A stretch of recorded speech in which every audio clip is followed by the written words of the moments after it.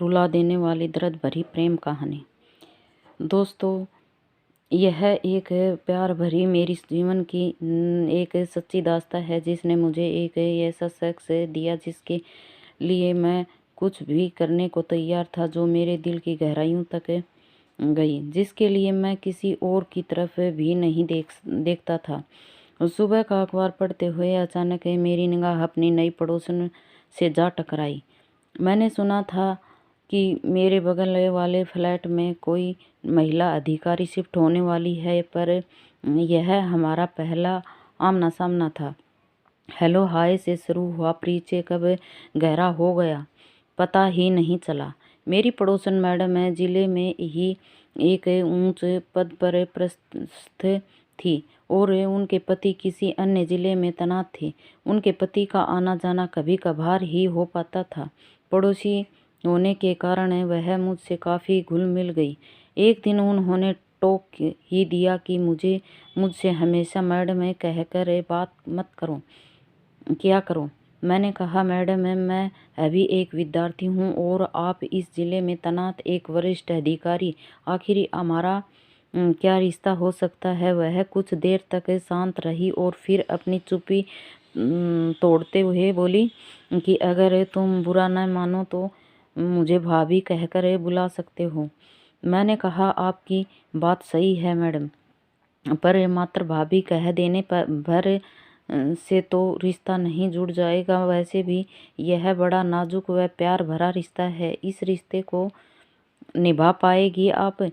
उन्होंने अपनी आंखें ऊपर उठाई और मेरी आंखों में आंखें डालकर बोली, यह जरूरी तो नहीं कि हर रिश्ता खून से ही बनता हो। रिश्तों की परिभाषा अपनापन, स्नेह और प्यार में छुपी हुई है, और अगर हम एक दूसरे को समझ सकें तो यह रिश्ता हम भी आसानी से निभा सकते हैं। उस दिन के बाद से हम मुँह बोले देवर भाभी के रिश्ते में बंध गए। एक दिन सुबह सुबह उन्होंने मेरे दरवाजे पर दस्तक दिए। गुड मॉर्निंग जनाब, विद्यार्थी जीवन में घोड़े बेच कर सोना अच्छी बात नहीं है। अच्छे विद्यार्थियों की तरह है अपने करियर का ध्यान दीजिए और पढ़ाई लिखाई में जुट जाइए। इससे पहले कि मैं कुछ कहता, एक अपरिचित पर मधुर सी आवाज़ मेरे कानों से टकराई। नमस्ते अंकल, मेरा नाम प्रिया है और मैं कक्षा 11वीं में पढ़ती हूँ। मैं आपकी भाभी की एकलौती प्यारी बिटिया रानी हूँ और अब यहीं पर रह कर आगे की पढ़ाई करूँगी। अच्छा भाभी, तो आपने इन्हें हमारे बारे में पहले से ही बता रखा है। चलिए, अच्छा हुआ, अब हमें परिचय देने की ज़रूरत नहीं पड़ेगी। तो ठीक है, हाथ मिलाइए और आज से हम दोस्त हुए। अच्छा अंकल, अब आप बताइए कि कैडबरी चॉकलेट पसंद है न आपको? हाँ हाँ, क्यों नहीं। तो फिर शाम को आप कैडबरी चॉकलेट लेकर आएगा। चल हट बदमाश कहीं की। अभी अंकल के कायदे से परिचय भी नहीं हुआ और फिर तेरी फरमाइशें शुरू हो गई। भाभी ने कहा, आप इसकी बात तुम्हें मत आइएगा, क्योंकि खाने पीने को लेकर दोस्ती करने में यह काफ़ी तेज है। अरे तुम दोनों के चक्कर में मेरी चाय भी ठंडी हो गई। अच्छा, तुम जल्दी से फ्रेश होकर आ जाओ तो एक एक कप गर्मा गर्म चाय हो जाए। वक्त के साथ प्रिया मुझसे काफ़ी घुल मिल गई।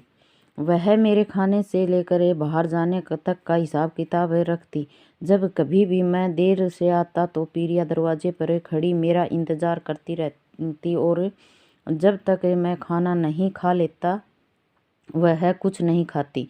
इसकी मम्मी भी खुश थी कि प्रिया को बोर नहीं होना पड़ता। पर प्रिया के दिल में क्या चल रहा था उससे मैं और उसकी मम्मी बिल्कुल अनजान थे।